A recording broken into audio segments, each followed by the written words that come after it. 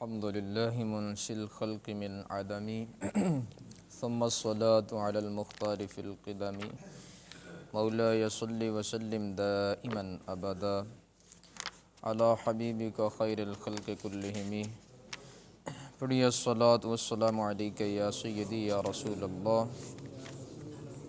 وعلى آلك وأصحابك يا سيدي يا حبيب الله الصلاة والسلام عليك يا سيدي يا رحمة للعالمين وعلى آلك وأصحابك يا سيدي يا رحمة للعالمين۔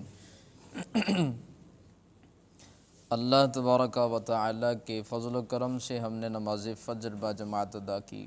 درس قرآن میں ہم سب شرکت کر رہے ہیں۔ میرا اللہ ہم سب کی حاضری اپنی پاک بارگاہ میں قبول فرمائے۔ اللہ تعالیٰ قرآن پاک کی آیت نمبر 74 اس میں ارشاد فرماتا ہے ثم قست قلوبکم من بعد ذلک، پھر تمہارے دل اس کے بعد اور زیادہ سخت ہو گئے۔ فہی کالحجارہ، وہ مثل پتھر کے ہو گئے، او اشد قسوہ، یا پتھر سے بھی زیادہ سخت ہو گئے۔ یہ ترجمہ کل میں نے عرض کیا تھا۔ یہ واقعہ بھی آپ نے سماعت کیا جب ان کے سامنے اللہ تعالیٰ نے حضرت موسیٰ علیہ السلام ان کی نبوت کو ثابت کرنے کے لیے اللہ نے ایک مردے کو دوبارہ زندگی عطا کی، تو ہونا یہ چاہیے تھا کہ ان کا ایمان اور زیادہ بڑھ جاتا، انہیں اللہ کے نبی کی بات پہ اور زیادہ یقین ہوتا، بجائے اس کے اللہ تعالیٰ ارشاد فرماتا ہے یہ قوم پھر سے بگڑ گئی اور ان کے دل اور زیادہ سخت ہو گئے۔ اور یہ بات یاد رکھیے، جو دلوں کی سختی ہے یہ بہت ساری بیماریوں کا ایک سبب بنتی ہے۔ جب بندے کے دل کے اندر سختی پیدا ہوتی ہے پھر اس پر کوئی اچھی بات، کوئی نصیحت اثر نہیں کرتی۔ جب دل سخت ہو جاتا ہے وہ کسی پہ رحم نہیں کرتا۔ جب دل سخت ہو جاتا ہے تو پھر انسان وہ گناہ پہ گناہ کرتا چلا جاتا ہے اور اللہ کی رحمت سے دور چلا جاتا ہے۔ دلوں کی سختی یہ بہت بڑی مصیبت ہے اور یہ اللہ تعالیٰ کی بہت بڑی پکڑ ہے۔ اس لیے اللہ تعالیٰ سے دعا کیا کریں، اور مصطفیٰ جان رحمت نے بھی سکھایا کہ اللہ تعالیٰ سے دعا کیا کرو یا اللہ ہمارے دلوں کو نرمی نصیب فرما اور ہمارے دلوں سے سختی کو دور فرما۔ اور دل سخت کیسے ہوتے ہیں اور ان کے نرم کرنے کا طریقہ کیا ہے؟ حدیث پاک میں آتا ہے پیارے آقا کے چند صحابہ آپس میں بیٹھے گفتگو کر رہے تھے اور ایک دوسرے کے ساتھ طنز و مزاح بھی ہو رہا تھا، تو اتنے میں پیارے آقا ان میں تشریف لے کے آئے اور سرکار نے فرمایا تم اب بھی مسکرا رہے ہو، تم اب بھی ہنس رہے ہو، حالانکہ ابھی تک یہ نہیں بتایا گیا ہمیں کہ ہم آیا جنت میں جائیں گے یا جہنم میں جائیں گے۔ ابھی تک یہ باتیں ہمیں نہیں بتائی گئیں کہ قبر ہمارے ساتھ کیا معاملہ کرے گی۔ تو فرمایا ابھی میں بیٹھا تھا اپنے حجرے میں کہ اللہ تعالیٰ نے قرآن کی یہ آیت نازل فرمائی اور جبریل امین لے کے حاضر خدمت ہوئے، الم یأن للذین آمنوا ان تخشع قلوبہم لذکر اللہ، کیا ابھی ایمان والوں کے لیے وہ وقت نہیں آیا کہ ان کے دل اللہ تعالیٰ کے ذکر سے اور اللہ کے خوف سے ڈر جائیں؟ کیا ابھی ایمان والوں کے لیے وہ وقت نہیں آیا؟ تو صحابہ کرام جو کہ پہلے حالت طنز و مزاح کی تھی اور پہلے وہ مسکرا رہے تھے، جب سرکار نے یہ بات ارشاد فرمائی اور فرمایا جو میں جانتا ہوں زمین کے نیچے کے معاملات کہ جن کو ہم دفن کر کے آتے ہیں قبر ان کے ساتھ کیا کرتی ہے، فرمایا جو کچھ میں جانتا ہوں اگر تم جان لیتے تو کبھی مسکراہٹ تمہارے چہرے پہ نہ آتی اور تم ہمیشہ ایک خوف اور غم کی کیفیت میں رہتے۔ اس لیے فرمایا اللہ تعالیٰ نے کیا ایمان والوں کے لیے ابھی وہ وقت نہیں آیا؟ زیادہ کہکہ لگانا، زیادہ مسکرانا یہ کیا کرتا ہے؟ یہ دلوں کو سخت کر دیتا ہے۔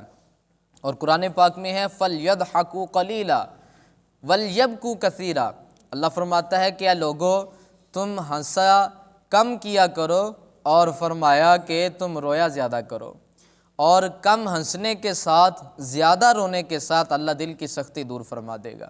اس لیے فرمایا کہ زیادہ ہنسنا، زیادہ کہکہ لگانا یہ کیا کرتا ہے؟ دل کو سخت کر دیتا ہے۔ اور دل کیا چیز ہے ذرا اس کے بارے میں بھی سمجھیے۔ حدیث پاک میں آتا ہے کہ انسان کے جسم کا ایک عضو ایسا ہے، اگر وہ خراب ہو جائے تو پورا وجود خراب ہو جاتا ہے، اگر وہ صحیح رہے تو پورا جسم اور پورا وجود صحیح رہتا ہے۔ یا رسول اللہ وہ کیا ہے؟ تو فرمایا وہ بندے کا دل ہے، اور جب انسان کا دل ٹھیک رہتا ہے، دل کے اندر خیالات اچھے آتے ہیں اور دل مائل اللہ ہوتا ہے، مائل الرسول ہوتا ہے، تو پورے کا پورا وجود وہ بھی اللہ کی طرف اور اللہ کے رسول کی طرف مائل ہو جاتا ہے۔ اور جب انسان کا دل یہ بگڑ جاتا ہے اور اس کی توجہ اللہ نہیں ہوتی تو پھر پورے کا پورا وجود کیا ہوتا ہے؟ وہ بگڑ جاتا ہے۔ اور حضرت موسیٰ علیہ السلام کا جملہ سنیے، جب انہوں نے اللہ تعالیٰ سے عرض کی کہ یا رب العالمین، میں اگر تجھے تلاش کروں تو تو مجھے کہاں ملے گا؟ یا رب العالمین، تیری جستجو ہمیں ہے، اگر تجھے تلاش کریں تو تو کہاں ملے گا، ہم تجھے کہاں پہ پا سکتے ہیں؟ تو رب کائنات نے ارشاد فرمایا، اے موسیٰ، مجھے ٹوٹے ہوئے دلوں میں تلاش کیا کرو، اور فرمایا جو ٹوٹے ہوئے دل ہوتے ہیں میں ان دلوں کے اندر اپنا بسیرا کرتا ہوں، یعنی میری رحمت الہی کی جو نظر ہے وہ ٹوٹے ہوئے دلوں پر ہوتی ہے۔ اس لیے فرمایا جو شکستہ دل ہیں، جو ٹوٹے ہوئے دل ہیں، جیسے کسی کے پاس اگر کوئی دکھ ہے، کسی کے ہاں فوتگی ہوئی ہے، آپ وہاں پہ جاتے ہیں، ان کی دل جوئی کرتے ہیں اور ان کے ساتھ آپ ان کے دکھ اور درد کے اندر، تکلیف کے اندر آپ شریک ہوتے ہیں، تو یہ بات یاد رکھیے، دل تو نرم ہوگا ہی ہوگا، لیکن اس کے دکھ بانٹنے کے ساتھ آپ کے اپنے دکھ بھی تقسیم ہو جائیں گے، آپ کے اپنے جو دکھ ہیں وہ بھی کافور ہو جائیں گے۔ اور یہ حدیث مبارکہ میں اکثر عرض کیا کرتا ہوں، دیکھیے کسی کا دکھ اور کسی کا درد سمجھ کر اس کے غم میں شریک ہونا، یہ اللہ تعالیٰ کو بڑا پسند ہے، اور یہ اللہ تبارک و تعالیٰ بہت زیادہ خوش ہوتا ہے بندے کے اس عمل کے ساتھ۔ ذرا سنیے حدیث مبارکہ، کریم آقا ارشاد فرماتے ہیں، اگر تمہارا مسلمان بھائی وہ فوت ہو گیا، اب فرمایا تمہاری ذمہ داری یہ ہے اس کے کفن دفن میں شریک ہو، اس کو غسل دو اور اس کو کفن پہنا کے فرمایا پھر 40 قدم اس کو تم کندھا دے کر کے چلو، اور فرمایا پھر اس کی قبر تک جاؤ، اس کو قبر میں دفن کر کے آؤ اور مٹی ڈالو اس کے اوپر، پھر اس کے لیے دعا کر کے آؤ۔ کریم آقا ارشاد فرماتے ہیں جو اپنے مردہ بھائی کو 40 قدم سہارا دیتا ہے، وہ جب گھر کی طرف واپس لوٹتا ہے وہ گناہوں سے ایسے پاک ہو جاتا ہے جیسے آج ہی اپنی ماں کے پیٹ سے پیدا ہوا ہے، وہ گناہوں سے ایسے پاک ہو جاتا ہے۔ کتنا بڑا اجر ہے اپنے بھائی کو کندھا دینے کا اور سہارا دینے کا۔ یہ بھی یاد رکھیے، اگر علماء فرماتے ہیں مردہ بھائی جو کہ اب اس دنیا سے جانے والا ہے اور اس کی روح جسم سے اس کا تعلق ختم ہو گیا، اگر آپ اس کے صرف مردہ جسم کو کندھا دے رہے ہیں، اللہ آپ کے گناہ معاف فرما رہا ہے، اور سارے گناہ معاف کر کے آپ گھر کی طرف بخشے ہوئے اور گھر کی طرف مغفور ہو کے آپ لوٹ رہے ہیں، تو مجھے یہ بتائیے اگر آپ کسی زندہ اپنے بھائی کا سہارا بنے تو پھر اللہ کتنی رحمتیں نازل فرمائے گا۔ آپ کسی زندہ بھائی کا سہارا بنے، کوئی دکھ میں ہے، کوئی درد میں ہے، کوئی تکلیف میں ہے، دور حاضر میں تو یہ ہے جو اپنا دکھ کسی کو بتانے کی کوشش کرتا ہے، اس نے اس کے دکھ بانٹنے تو کیا، اس کے دکھوں میں شریک تو کیا ہونا، بلکہ زمانے کے اندر اس کا ڈھنڈورا پیٹتا ہے اور زمانے کے اندر کہتا ہے یہ میرے پاس ایسی حالت میں آیا تھا، اور زمانے والوں کے سامنے اس کا دکھ بیان کر کے وہ اس کی رسوائی کا سبب بنتا ہے۔ لیکن یہ بات یاد رکھیے، اگر آپ کسی کو عزت دیں گے، مدینے والے آقا خوش ہوں گے، اللہ تعالیٰ آپ کو عزت عطا کرے گا۔ اگر آپ کسی کو ذلیل کریں گے تو یہ یاد رکھیے، ذلت یہ صرف کسی ایک دو افراد کے لیے نہیں، جسے اللہ ذلیل کرے اسے کوئی عزت نہیں دے سکتا، اور جسے اللہ عزت دے اسے کوئی ذلیل نہیں کر سکتا۔ اس لیے اگر آپ کسی کو عزت نہیں دے سکتے، اور فرمایا گیا ہمارے اسلاف نے جو ہمیں سمجھائی بات وہ فرماتے ہیں کہ جس کی اپنی عزت ہوتی ہے وہ کہتے نہیں یار سب کو عزت دو، اور وہ سب کی ایک عزت کرتا ہے، سب کی رسپیکٹ کرتا ہے اور سب کو اپنے سے اچھا سمجھتا ہے، اور جس کی اپنی کوئی عزت نہیں ہوتی وہ کسی کو خاک عزت دے گا۔ اس لیے یہ جو معاملات ہیں، جب بندہ کسی کو عزت دیتا ہے، کسی کے دکھ میں شریک ہوتا ہے، اللہ تعالیٰ بندے کے دل کو نرمی عطا کر دیتا ہے، اور جو دل نرم ہوتا ہے حدیث پاک میں آتا ہے فرمایا کہ جو دلوں کی نرمی ہے یہ تم اللہ کے ذکر میں تلاش کرو، یعنی اگر تمہارے دل سخت ہو گئے تو اب ان کو نرم کیسے کرنا ہے؟ ایک تو دکھوں میں شریک ہوں، اور دوسرا اللہ تعالیٰ کا ذکر کثرت سے کرے، اور لہو و لعب اور دوسری دنیاوی باتوں سے اپنے آپ کو بچائیں۔ جب آپ دنیاوی باتوں کے اندر زیادہ مشغول ہوتے ہیں تو پھر کیا ہوتا ہے؟ دل کی سختی بڑھتی چلی جاتی ہے۔ اور یہ بات یاد رکھیے جو فرمایا گیا وَلْيَبْكُوا كَثِيرًا، رویا کرو اور زیادہ رویا کرو، اس سے تمہارا دل کیا ہو جائے گا؟ نرم ہو جائے گا۔ یہ جو رونے والا معاملہ ہے یہ اللہ تعالیٰ کو بڑا پسند آتا ہے۔ جب انسان روتا ہے اللہ تعالیٰ کی بارگاہ میں، ایک کے رونے کے ساتھ کئیوں کا کام بن جاتا ہے۔ سمجھانے کے لیے ہمیں ایک حکایت ذکر کی جاتی ہے۔ ایک بزرگ تھے جن کا کام ہی یہی تھا، وہ صبح سے لے کے شام تک لوگوں کو کھلایا کرتے تھے، اور ان کا کام یہ تھا کہ لوگوں کو جو بھوکے آتے وہ ان کی بھوک دور کر کے ان کو کھانا کھلایا کرتے، اگرچہ کسی سے قرض لے کر کے یہ کام کیوں نہ کرنا پڑے، اور وہ یہی کام کرتے۔ حتیٰ کہ ایسا وقت آیا ان کے اوپر بہت سا قرضہ چڑھ گیا۔ اب جو قرض خواہ تھے وہ بار بار آتے ان کے پاس اور وہ کہتے کہ میاں بیٹھ جاؤ، دوسرا آتا فرمایا بیٹھ جاؤ، تیسرا آیا، حتیٰ کہ کئی افراد آئے اپنا قرض وصول کرنے کے لیے، لیکن جواب یہی ملتا رہا کیا کرو تم؟ بیٹھ جاؤ۔ اب وہ سب کے سب بیٹھ گئے، بار بار کہتے ہیں کہ ہمیں ہمارا قرض دیں، ہم نے اپنے گھر کے اندر جا کے اپنے کام کاج کرنے ہیں، ہم جو ہے وہ یہاں پہ نہیں بیٹھ سکتے۔ اتنی ہی دیر میں ایک بچہ آتا ہے جس کے ہاتھ میں پتیسا ہے اور وہ اس پتیسے کو بیچ رہا ہے۔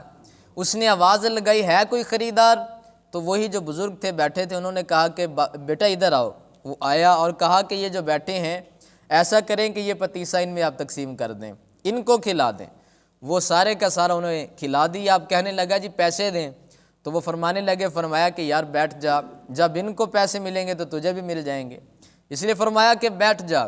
وہ تھوڑی دیر بیٹھا پھر کھڑا ہو گیا، کہنے لگا حضور پیسے دیں، میں نے گھر میں جانا ہے۔ فرمایا بیٹھ جا۔ تیسری مرتبہ کھڑا ہو کے وہ رو پڑا اور رو کر کے کہنے لگا ان کے گھر کے اندر تو کوئی سربراہ ہوگا، میں تو یتیم بچہ ہوں، میرے باپ کا سایہ بھی میرے سر پہ نہیں ہے، اور میرے بہن بھائی چھوٹے چھوٹے بھوکے ہیں، میں نے ان کے لیے کھانا لے کر کے جانا ہے۔ وہ رو پڑا اور کہنے لگا کہ ایسا کریں مجھے کچھ نہ کچھ دیں تاکہ میں کھانا لے کر کے جاؤں، میں یہاں پہ فضول نہیں بیٹھ سکتا، آپ مجھے میرے پیسے دیں تاکہ میں گھر میں جا کے اپنے بہن بھائیوں کا پیٹ بھر سکوں، کھانا دے سکوں۔ جب وہ رویا اتنی ہی دیر میں ایک شخص آیا جو کہ ان کا مرید تھا، اور اس نے آ کے ایک تھیلی دی اور اس تھیلی کے اندر چند دینار تھے اور دے کر کے وہ چلا گیا۔ اب انہوں نے وہ سارے کے سارے لوگوں کو تقسیم کر دیے، سب کا قرض انہیں واپس دے دیا، اور فرمانے لگے میاں دیکھو ایک رونے والا آیا تو سارے کے ساروں کا کام بن گیا، اور فرمایا یہ ایک رونے والے کی برکت سے اللہ تبارک و تعالیٰ نے سب کی جیبوں کو بھر دیا۔ جب ایک رونے والا ہوتا ہے، اس ایک گھر کے اندر ایک ہی فرد رونے والا اللہ کی بارگاہ میں اور اپنے گناہوں کی معافی مانگنے والا ہو، ایک کے معافی مانگنے سے اللہ پورے گھر پر اپنی رحمت بھری چادر ڈال دیتا ہے، اور پورے گھر پر اللہ تعالیٰ اپنا فضل اور کرم فرماتا ہے۔ اس لیے یہ رونے کی جو عادت ہے یہ ہم سے رخصت ہو گئی، ہم اپنے اللہ تعالیٰ کے سامنے نہیں روتے، وجہ یہ ہے کہ ہمارے دل سخت ہو گئے۔ کبھی تو ایسا وقت ہو علیحدگی میں تنہائی میں بیٹھیں اور اپنے پچھلے گناہوں کو یاد کر کے اللہ کے سامنے شیئر کریں اور کہیں مالک تیری دہلیز پہ آیا ہوں، تیرے دروازے پہ آیا ہوں، میرے گناہوں کو تو معاف نہیں کرے گا تو بتا میں کس دروازے پہ جاؤں؟ کون ہے ایسا جو میرے گناہوں کو معاف فرمائے؟ جب انسان اللہ تعالیٰ سے یقین کے ساتھ بھروسے کے ساتھ اپنے گناہوں کی معافی مانگتا ہے، یہ ہو ہی نہیں سکتا کہ میرا اللہ رحم نہ کرے، میرا اللہ معاف نہ کرے، میرا اللہ بخشش نہ فرمائے۔ اس لیے اللہ تعالیٰ سے دعاؤں کے ساتھ ساتھ یہ بھی دعا مانگا کریں یا اللہ اپنے خوف سے رونے والی آنکھیں عطا کر دے۔ اس لیے جب آنکھیں رونے والی مل جاتی ہیں تو پھر اللہ تعالیٰ اپنا کرم فرماتا ہے، پھر اللہ اپنا فضل فرماتا ہے۔ اللہ تعالیٰ سے دعا ہے اللہ تعالیٰ ہم سب کے دلوں کو نرمی نصیب